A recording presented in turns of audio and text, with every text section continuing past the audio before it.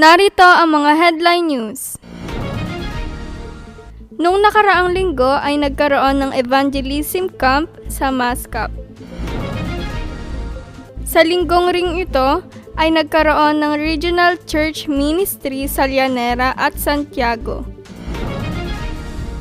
Ang mensaheng ipinahayag mula sa ating pulpit message noong nakaraang linggo ay The Turning Point of a New Beginning mula sa John chapter 17 verse 11 hanggang 12.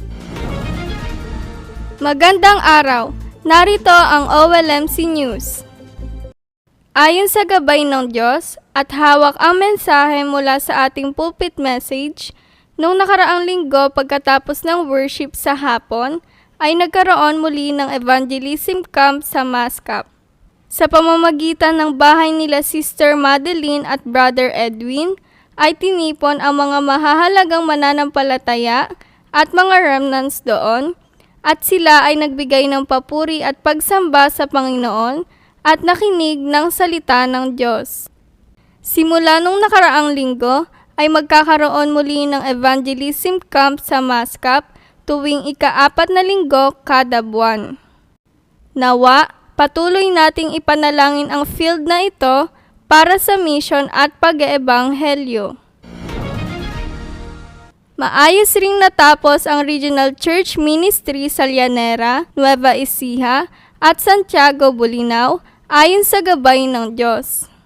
Noong Miyerkules, alas 5 ng hapon, ay una munang nagkaroon ng ministry sa Santiago kung saan itinipon ang mga remnants at adult saka nakinig ng mensahe ng ating pulpit message nung nakaraang linggo na The Turning Point of a New Beginning mula sa John chapter 17 verse 11 hanggang 12. Gayun din, ipinahayag ni Assistant Pastora Mary Jane ang mensahe ng Field Gospel Message number 5, ang patungkol sa panalangin mula sa Luke chapter 11 verse 13 hanggang 18. At kahapon, Sabado ng alas 2 ng hapon, ay ministry sa Llanera, kung saan ipinahayag ni Assistant Pastora Mary Jane ang mensahe na nakasentro rin sa ating pulpit message noong nakaraang linggo at Field Gospel Message number 5. Gayun din, may mga bagong remnants rin na dumalo sa pagsamba at tumanggap sa Panginoon.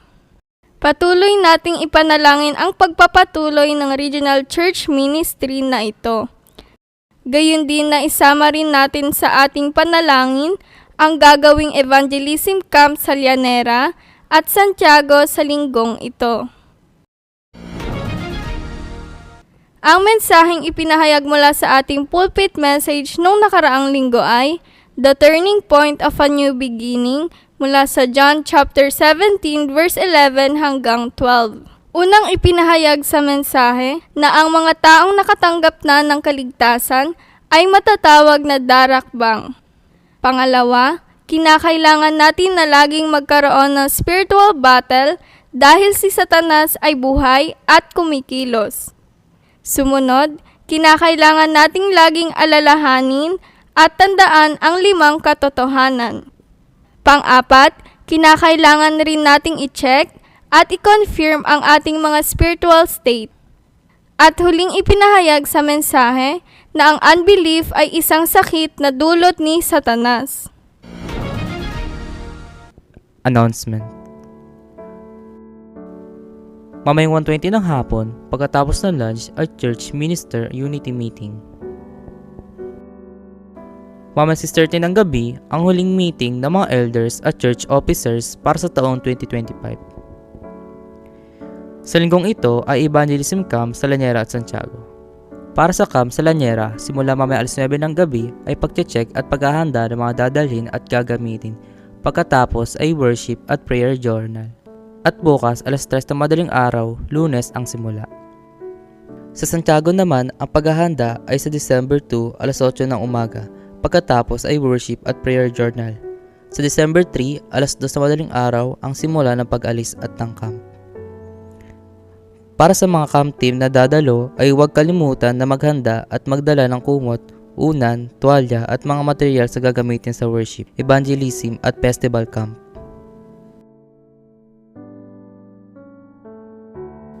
Sa December 8, Lunes ay meeting ng mga Reverend Pastors na kasapi sa General Assembly of Presbyterian Church in the Philippines sa Dito All Nation Church.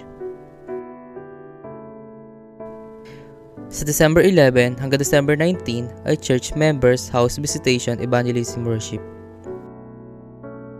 Sa December 14, alas 11 na umaga ay 2026 Church Workers Appointment Worship.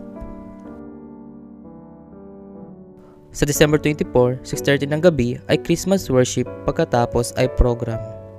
Sa December 25, alas 6 na umaga ay Remnant Worship at sa alas 11 ng umaga ay Christmas Worship. Sa December 26 ay 3rd Christmas Sports Evangelism Camp. Sa December 31, alas 6 ng gabi ay End-Year Worship kung saan ibibigay ang mensahe ng Lecture 1 at 2. Gayon din na magkakaroon ng 777 prayer time. At sa January 1 ay New Year Worship at sa alas 10 ng umaga ibibigay ang mensahe ng Lecture 3.